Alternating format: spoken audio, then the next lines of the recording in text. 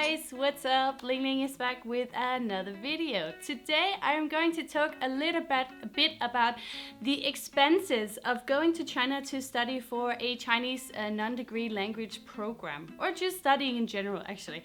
Well, I am going to focus on the Chinese non-degree language program because I don't know why. I was just sitting here in my living room and I thought, it could be interesting to see the differences between the expenses of Beijing, which is like the most expensive place, or Shanghai, of course, but I chose Beijing, and then the very, very cheap part of southern China called Guiyang or Guizhou.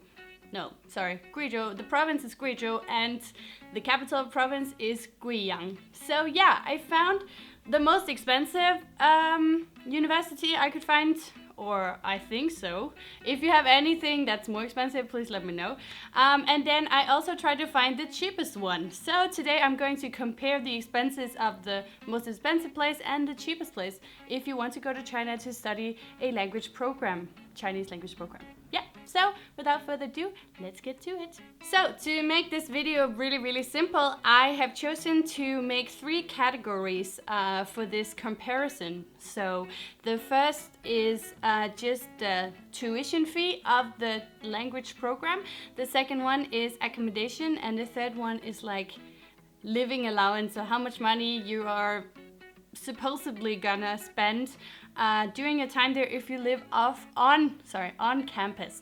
Why this? Because I did it before, so I kind of know, kind of how much money I would spend, and I don't spend a lot of money. So if you go drinking and partying all day, yeah, you're probably gonna add up some alcohol money. I didn't do that.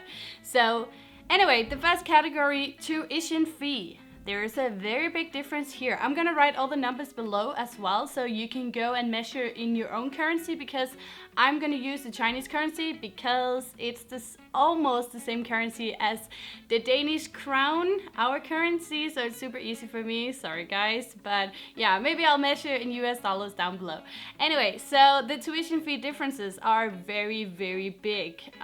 First, the Beijing University I chose was called, let me see, Beijing Culture and Language University. Really good university, very foreign-minded, international people. You'll probably have like a lot of international friends and stuff. But yeah, the tuition fee of that one for 1 semester, which is 6 months, 6 in Chinese, 6 months of studying, 20 to 30 hours a week. I think this one was 30 hours, which is pretty good. But the tuition fee is 19,100 RMB. On the contrary, in Guizhou University was the other one I chose, in Guiyang City. Guizhou University tuition fee for the same amount of time for 20 hours is 5,500. Yeah, I know, that's crazy.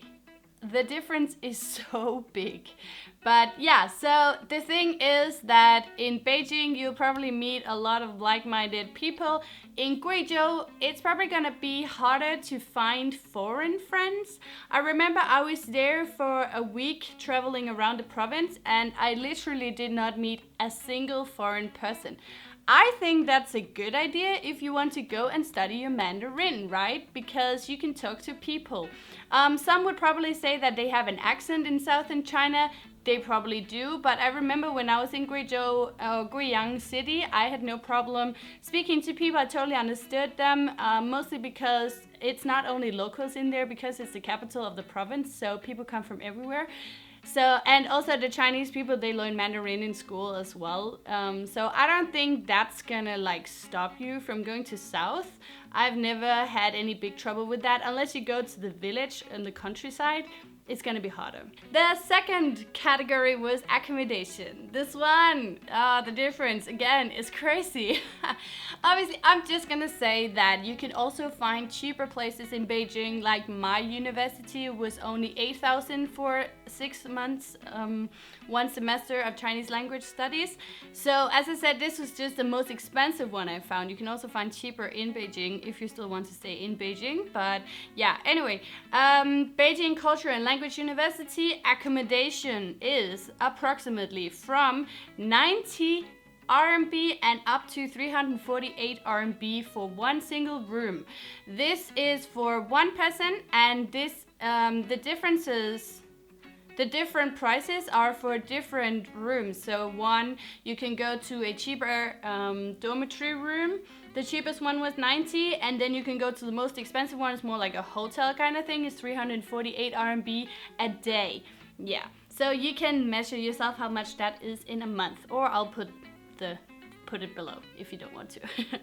Anyway, the other one, on the contrary, here, Guizhou University, one single room with private bathroom and kitchen, also that's what I read online, is 20 to 27 RMB. Okay, just take 2 seconds to think about this. 20 to 27 RMB and then 90 to 348 RMB a day. A day. It's a room and a room. Okay, maybe the quality is not the same, but I'm like, what the? Oh my god. Yeah, I like when I read about these prices, I was like, Christ, I really need to go to Guizhou. The third one is like living allowance. How much is it gonna cost me to be in Beijing versus in Guizhou, right? Or Guiyang, sorry. Yeah, so like for me, when I'm in Beijing, I usually spend around 2,500 RMB all inclusive. So that's food from the canteen or the market or outside. I don't go and eat at foreign restaurants every day. I also don't go drinking. So yeah, if you want to party all day and night, you should definitely add up alcohol money as well, because that's not included in my calculations. Then on the other side, in Guizhou, it's approximately 1,500. Again, that's like if you go the Chinese way, if you don't eat at foreign restaurants every day. And also, I think the best thing is that you can go and eat cheap at Chinese restaurants, but you can also practice your Chinese or Mandarin while you're there, right? So it's like, yeah, a win-win situation. This was my little comparison between one of the most expensive universities and one of the cheapest ones in China. According to me, what I could find online. As I said, if you know more about this, or better options, please let me know in the comments below. And also, if you have anything to add to this little video or comparison, also comment below. And subscribe for more videos from Lingling. Until next time, guys, have a nice day and 再见.